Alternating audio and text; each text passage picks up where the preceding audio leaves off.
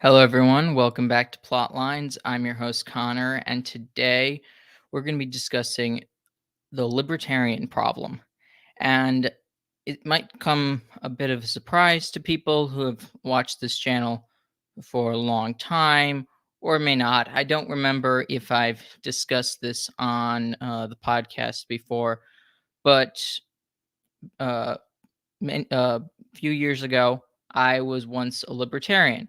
And I think many people in their youth go through that sort of phase where they're drawn to the idea of the unlimited freedom, ultimate freedom, the ability to do things without being told by the government what you can and cannot do, and as well as the idea of sort of unfettered capitalism. I think you either go through a phase of desiring socialism, which many youth do, a lot of them, and or you don't have, or you want your unlimited possibilities regarding what you can do as a libertarian.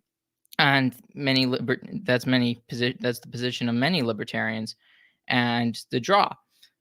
Now, this happens out of a reaction to the system we live under. I mean, the libertarian movement, I would say, being that it's sort of has come out of the uh, 17th century, the 18th century, the 19th century, 20th century, 21st century. This has been the time frame, more or less, of the libertarians or the libertarian movement. And libertarianism comes out of liberalism, and this uh, this fundamentals that they receive from liberalism is part of the same problem that has infected our society. The difference between the standard Democrat or the standard leftist and the libertarians are generally that they have not embraced the total state. At least that's sort of the right wing libertarian versus the left wing libertarian. I think the left wing libertarian, in some sense, has accepted the total state, or at least has accepted what the total state has brought about.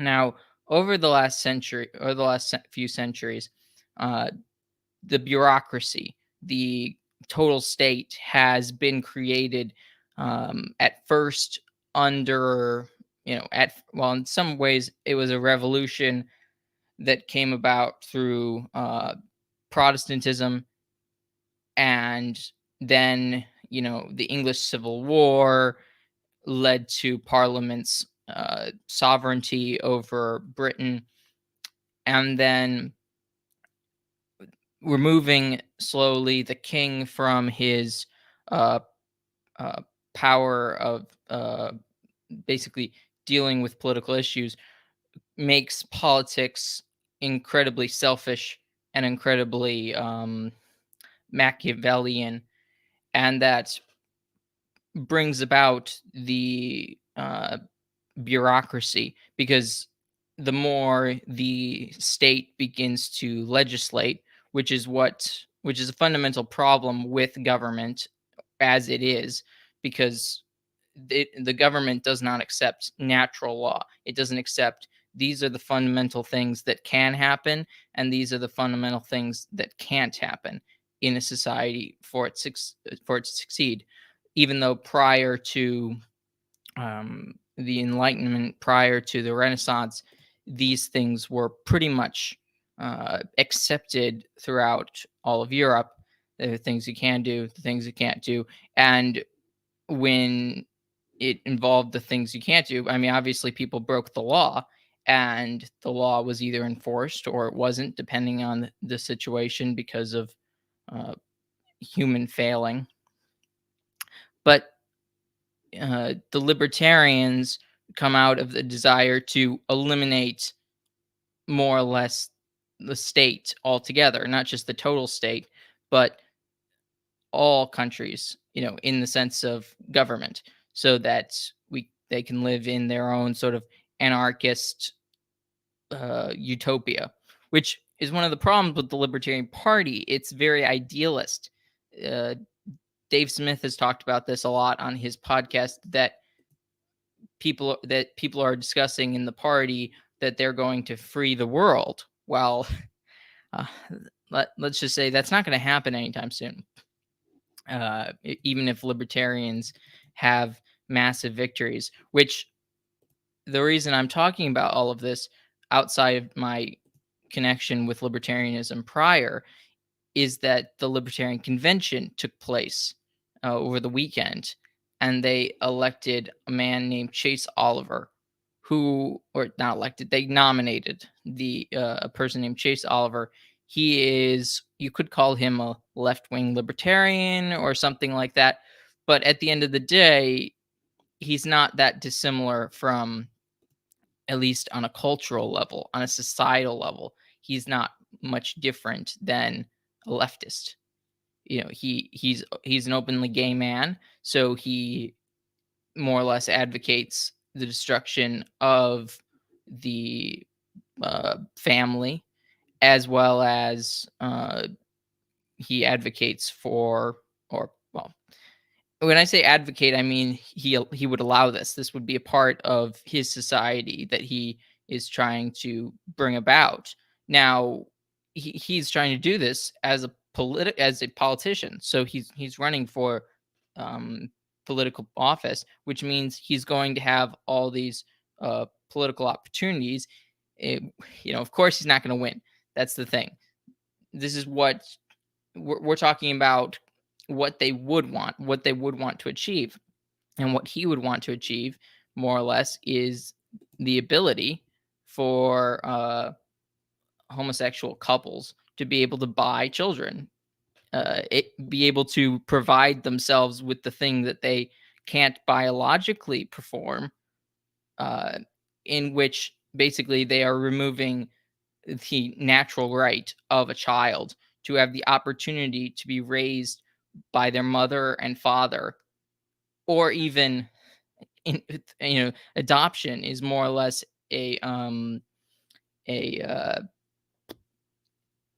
a way of compromising, a way of getting the child to a home that it may be suitable but not perfect, in which another mother and father adopt that child. But this is different because a homosexual couple cannot do this naturally.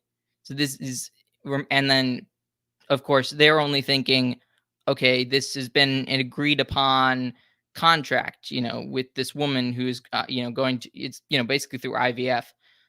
This woman is going to carry, or surrogacy, or whatever it is. They're going to carry this child for them, and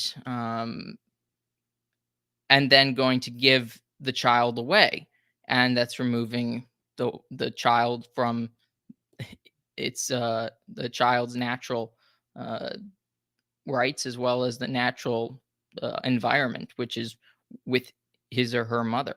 Anyways, so this is the kind of society that this man wants to achieve. Now, it's interesting because the Libertarian Party had the same problem, more or less, in the last election with Jo Jorgensen. She was also basically a leftist, but she was more of a leftist, I think, probably than this guy in some ways, though in other ways, maybe not. But the point is that this aspect of the party has existed for a very long time. I see it kind of as an example of this basically would be this in the Spanish Civil War. It was basically between the nationalists, and which was a sort of group of ideologically very different right-wing groups, and Republicans, who were a vast group of different belief ideologies as well, including one of them was anarchists. And libertarianism does come out of anarchism to some degree. and this kind of anarchism as well. But this kind of anarchism would be more on the left wing side. You could argue that there was a maybe a right wing anarchism. You could say that, but I would say that's it. At the end of the day, it's more just a rejection of authority, and that authority is justly given in this world, uh, by God's accord, uh, by God, to those who rule over us. And because of humanity's fall, because of man's fall, we are subject to rulers. And this is where libertarians completely fall off the path. But basically, I see the distinctions in the libertarian movement is basically, would you have sided with the Republicans in the Spanish Civil War, or are there people that are realists, not idealists, realists who see that what really they want, what would be better for society would have been to side with something like the nationalists. So you have sort of Dave Smith and the Mises Caucus. I don't know if it'd be interesting to ask. It'd be interesting to ask them. What would you have done in this situation? Of course, it's a hypothetical. This is a historical example, but where does your sympathies lie? Do you sympathize with the lunatics of the Republicans in the Spanish Civil War, or would you have actually begrudgingly, because they wouldn't have been happy about it, supported the nationalists? So I would be interested to see what they would say to that, and I'd like to discuss this type of thing with Dave Smith if he's willing to come on the podcast in the future, and I'd like to get his opinion of where Libertarian Party falls short. And you know anyways, the point is that this aspect of libertarianism is not just a situational one. This is partially innate. This is partially comes from the fact that they come out of liberalism, which again is also the rejection of natural law, natural order. And it will be interesting to see, and I think this is going to happen. I think that the nomination of this uh what's the word this leftist, more or less libertarian, will be will give Donald Trump many libertarian votes. Caravaggio says if they want the smallest government possible, then they really want an absolute monarchy, one who lets them smoke and watch. Yeah, well, porn, obviously, but yeah, I obviously they are kind of. I mean, they want to do whatever they want. I'm not sure an absolute monarch would allow that. That's the thing is, would there be a libertarian? Would there be an absolute monarch that would want that situation, wanting them to smoke and watch porn and all that stuff? That's their one of their big problems. That's why they go for the anarchist route, because more or less they really just can't stand being told what to do. Um, do libertarians even pay attention to party politics? It just seems like a brand. That's a good question. I think there are people that specifically the Mises Caucus, those libertarians amongst them that do pay attention to politics because they want to enact real change. And I don't know if I don't know if the vast number of libertarians do. I thought it was very strange because at the convention, they went through multiple different ballots, and eventually, nobody got over 50% of the vote. It was basically the leftist libertarian got like 49% of the vote, and the sort of right wing libertarian, you could say the Mises Caucus libertarian, got 44% of the vote. And it's kind of a mess, in my opinion. I mean, in some ways it has its value, but first past post is it's unfortunate to some degree. And in this, it wasn't like they went to different states and the libertarians voted in each state and they, it was basically at the convention that they decided all of these things. So it's a bit odd to me for this because if you think about the Republican primary or the Democratic primary, the there would be a lot. It would be a lot longer. It wouldn't be just sort of matter of fact. Um, they just want a stoner king. They're just too stupid to realize.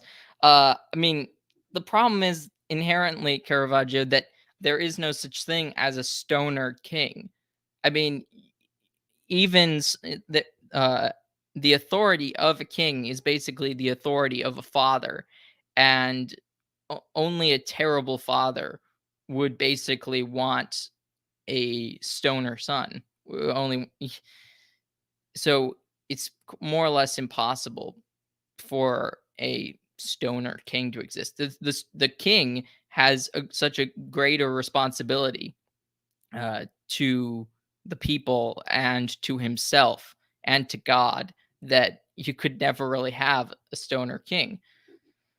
Um, but anyway, so the one of the aspects of libertarianism, as we discussed, the advocacy against the total state is a healthy one. You want that. The problem is they take it way too far, and and they're more or less also buying into the same things that the total state is working towards. So Chase Oliver, the nominee, is, if he would to be elected, which he won't be, he would more or less support open borders. I mean, he wants it to be sort of standardized. He wants open borders to be uh, made in sort of an Ellis Island type of thing, where you have to go to certain entries, and we have to know who you are and make sure you're healthy or something like that.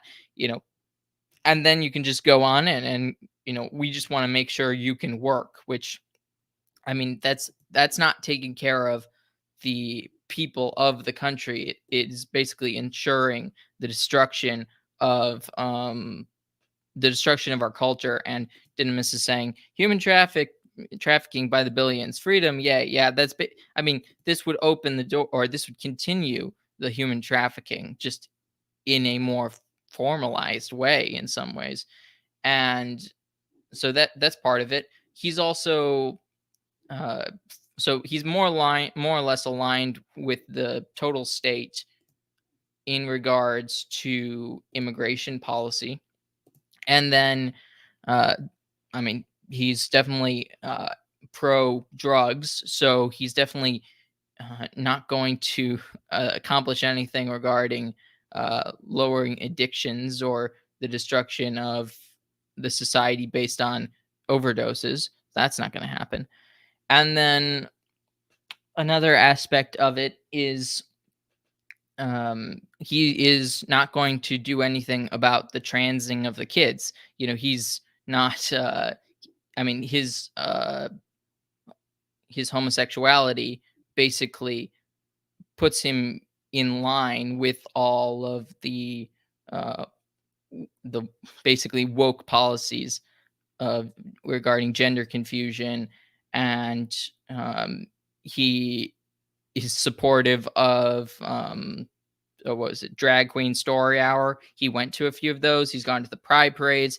He's If he were to become president, basically he would continue all the cultural declines that have encompassed our society for the last 30-40 years. And the problem with the total state is that if he were to destroy the total state, if he were to destroy the bureaucracy, the problem is he would never do anything to try and fix what the total state achieved. The total state wouldn't be able to, if he destroyed it all, wouldn't be able to continue destroying the country in the same way. But the damage is already done. Everything the total state has done would just be would continue because he's not going to intervene on the populace's behalf against uh, what has happened, what they have basically destroyed, and um, I mean, he's very pro business in the sense that he wants businesses to be able to do absolutely anything, pretty much. So one of the things that he supports is the vaccine mandates by companies, which is not much better than Biden. I just don't see any realistic difference between Biden and this guy. I mean, you could say he's for free market, like um, answers to climate change or whatever, which I think is dumb anyways. But the point is that he's basically going to allow the powers that be already in this country to be let loose. No way of curtailing them because, well, it's not his business according to him. He's just going to stop the government from incentivizing things, more or less. I mean, it's very weird his position on abortion. He is in favor of reenacting the Hyde Amendment, basically stopping the money going to abortions, but he's also going to encourage states to uh, decriminalize abortion, to go back to basically Roe v. Wade situations. And let's just say the libertarians could only have been turned into something, as an alternative to Trump, only with the cult of personality, and that was embodied by Dave Smith. Dave Smith had, at least to some degree, uh, the outward um the outward what's the word, showing that he cared about the people, about the problems that the country faces beyond just ideological terms. you know Ideology can be extremely terrible when basically your ideology says, oh, this is something that must be done, this is something I have to enact, but it completely situationally destroys society. So he's going to enact basically open borders, but the human trafficking as well as the cultural destruction that will bring is will be a consequence of his ideological purity, basically. Now, Donald Trump, in some ways, is not as ideologically pure. He doesn't actually have an ideology. This is why he sometimes speaks out of both sides of his mouth. Um, and this is why he probably will get some of the votes of the libertarians going forward, and RFK will get some of the votes of the libertarians as well, because those that are realists will see that their candidate is not going to cut it. And Dave Smith has always been advocating, or has been advocating as of late, very realist ways of approaching sort of the border crisis. I believe he's on the more pro-life side and stuff like that. But he as a strong, sort of a strong man of the Libertarian Party, could have been the could have been the candidate to corral the libertarians into actually standing for something, which Ron Paul also did. But now it's basically the Libertarian Party is basically a nonsense. It continues to be a farce. It continues to be basically pathetic and corrupt. Now, I'm going to read Dave Smith's tweet that he sent out yesterday. And I think this shows sort of the problem, and he sees the problem to some degree. So he tweeted, the LP Mises Caucus set out on a mission to bring the Ron Paul revolution into the Libertarian Party, to shed the party of goofiness, wokeness, and corruption. It's been an incredibly rewarding journey, and I met some amazing people who will be lifelong friends along the way. At the last convention in Reno, we swept every position with supermajorities. This weekend, we retained control of the Libertarian National Committee while re-electing Angela McCardle, who is a phenomenal chair and put on the best convention in the party's history. Unfortunately, we lost the big one, and there's no getting around that. I can't ignore the elephant in the room here. This is all my fault. When I was planning on running, there was tremendous enthusiasm and energy amongst our ranks. When I pulled out for family related reasons, it pulled the rug out from under our guys and we weren't able to recover. It's ridiculous to put any blame on the Mises chair for this. Is an incredibly decent, brilliant, and hardworking person who never compromised his principles and continued to fight for the Mises Caucus vision. Michael Rechenwald was the best candidate, willing to step up and work tirelessly while making enormous personal sacrifices for the cause. He came within a hair of winning, but fell short. The blame is on me, not those guys. I deserve to take my lumps, and I can handle that. But please don't take this out on good people who busted their butts for you. It's my fault, and I'm sorry I let you down. Yesterday, I congratulated Chase in person, and on here, of course, I can't endorse or vote for him, just as he wouldn't for me. He doesn't represent me and my camp or things we stand for. I will always support Angela and the MC team, the Mises Caucus team. Hopefully, we accomplish more amazing things in the future. I'm going to continue doing what I do, spreading our ideas to as large an audience as possible in the most compelling way I can. See you soon, Cuomo. So that is basically the idea that he basically sees this problem, and that's one of the reasons why I wanted to talk about it, because opposed to being instead of being delusional about the situation, Dave Smith is one of the realists. And I think if he had ran, I think people would have seen it as a more of an option, politically speaking. But they've lost that opportunity, and this probably was one of their bigger opportunities. Though I think RFK Jr. really took a lot of their energy away by running as a third party, because the Mises Caucus had just basically taken over the Libertarian Party. They had just tried to basically de-leftist the party, and then now there's more alternatives in the third party camp, and RFK Jr. is definitely going to get way more votes than the Libertarian Party. Now, why is the Libertarian Party important? Now, if there was a serious candidate in the Libertarian Party at the head, then they might have gotten a few percents of the vote. Now, a few percents are going to come in handy for people like Donald Trump or Joe Biden.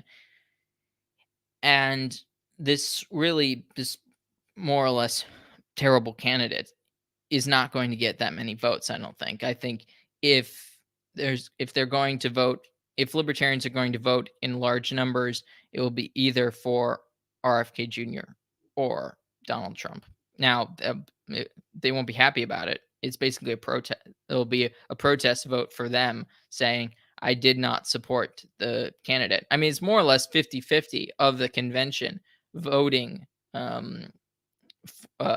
for and against their candidate. So there's no unity there. Ron Paul was Didymus says Ron Paul was the only hope for a serious Libertarian Party, like Nigel Farage, who also got spoiled by the establishment. Yeah, Nigel Farage is another example of this, is where the situations have basically put it so. And in Nigel Farage's case, it was more or less when they called the election, Nigel Farage is not participating or not running for a seat over in Britain. And it's unfortunate Dave Smith, unfortunate for the Libertarian Party, though of course I'm not one of them, and I probably wouldn't vote for Dave Smith anyways, though I think he would probably been uh, the only person outside of Trump probably that I would have been willing to vote for in the next election. I mean, there's a possibility of not voting, but I don't think we can do that. I think I don't think Donald Trump is a good candidate by any stretch of the imagination, but he's not the worst, I guess. And he might be at this point now the best of the worst, which is disappointing it's some in some way. So, uh yeah, they definitely, I mean, Caravaggio says he's like, I have a family and something of a successful career. Sorry, don't have time to waste on you losers. Lol. Uh, yeah, I mean, in some ways that comes across the same way with Nigel Farage. He basically said America is more important. Basically, Donald Trump is more important than the United Kingdom, and it does seem somewhat that Dave Smith, though I don't want to. Maybe it's not true. You know, I. It takes a lot to put yourself forward for such a big position, and I certainly would not want to do it. So, and he obviously had some stuff going on that made it much more difficult for him to put his neck on the line for the Libertarian Party, and he didn't. And in the same way that the Reform Party in the UK is going to probably um, be uh, not do as well as they would, probably uh, basically be a wet blanket. Uh, the Libertarian Party is in the same situation without a leader, without somebody that people can look to as a representative of their party. And Nigel Farage was that, or would have been that for reform, but he has said he will not be standing. So that's basically the situation. In the comments below, please let me know what you think. And if Dave Smith watches this or something like that, I really would like to talk with him about um, his, how he sees the Libertarian Party, and um, where does he see the weaknesses of the Libertarian Party, and I'd like to discuss with him whether or not those weaknesses can be actually um, fixed and made into a legitimate alternative, at least for now. There's going to be no real alternative to me um, at the moment, unless the Republican Party becomes not the Republican Party, which Donald Trump is basically is trying to achieve that. He has destroyed sort of the ideological nature of the Republican Party, and if he continues to achieve that, maybe the Republican Party down the line might be something worth having, but it's really not at the moment.